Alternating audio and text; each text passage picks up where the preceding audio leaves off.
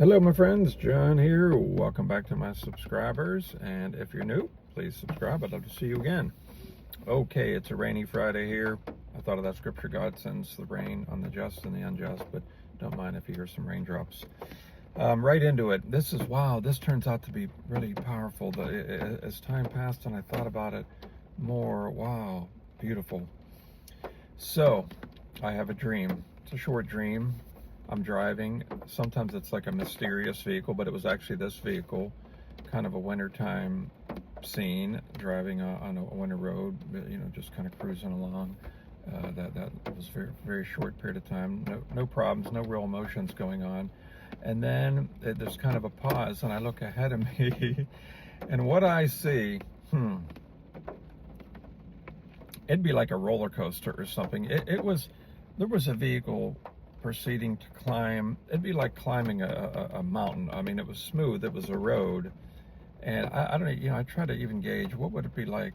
100-story building?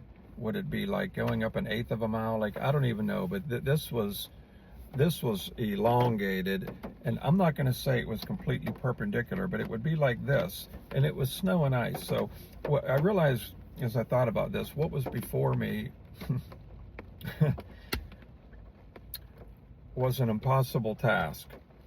Now, what I witnessed, as I'm driving, and then there's kind of a pause, was this vehicle. It was a big green vehicle that it didn't feel like there was no knowledge of military, but I would just say, picture an SUV, but a little more flat.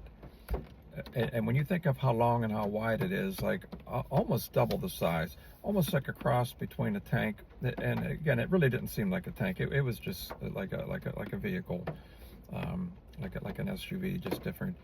And it was actually going up, and it seemed like it made it, I don't know, 2/3 of the way, maybe 3/4. And then it stopped. I guess it started to come down, and the scene kind of changed, but the whole thing was kind of, some dreams, it's like you could catch yourself, it's like you're in and out of it for a while. It feels like it's a long time. At one point, it's like I'm just so semi-awake that I'm able to think and communicate to the Lord. And it's like, well, Lord, what's going on? How could I be in front of this? It's like, it'd be like if it were natural, there's no chance that this car is going to go up this hill. I mean, you'd have to have some, I don't even know what kind of vehicle you'd have, but even this vehicle that would have been so equipped to do it, it couldn't do it. So what ends up happening, there was another scene. It's not really relevant to this afterwards. I think it was just kind of me specific, my world. But somewhere in the midst of it, what I heard was, and this is for all of us. This is for you. Oh, I didn't get up and write it down, but it was basically like God saying, when you can't do it, give it to me. Those were pretty close to, if it weren't the exact words, pretty close to that. Either way, what was communicated, when you can't do it, give it to me.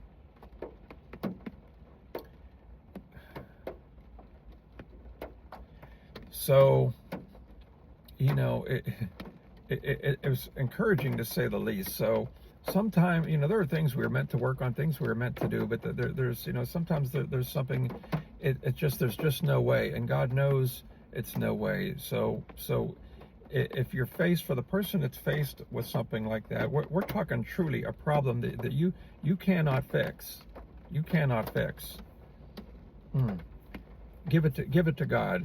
Tell him, say, I want a piece of that dream that John had, because Lord, you're no respecter of persons, and I want to, like a coupon, I want to cash in on this, and I want to go ahead and give it to you, because I can't do it. Somebody just needs to say that. Just go for it with the Lord. Just go for it, like that woman with the issue of blood comes back again. She didn't wait for some grand invitation. Nobody told her to do it. She just went for it. She needed that healing. She couldn't do it. The doctors couldn't do it. And she reached out for the hem of that garment. So somebody needs to reach out with real seriousness. Get on your knees and say, Lord, I've tried. I've got it. This is a situation. I can't fix it. I'm not you. It's gonna tell him it's gonna have to be you. and you know, the end result was it was taken care of, because the latter scene, maybe I should mention it, it just it was a little vague, but it felt like I was up at that level now, with no knowledge, no you know, there was no car being pushed. It was just like the scene changed, and I was there. It was a little mysterious as to what was going on, but but the most beautiful, important part was the fact that, you know, I was just told, you know, if it can't be done by me in the dream, or by you in this case, he's saying, go ahead and give it to him. And that's it. You know, Peter 5:7, give him all your worries and cares. He's always watching you and everything that concerns you. A little paraphrase. Again, that's it. God bless you, and may he move speedily for you, and may you celebrate what he did with your impossible task.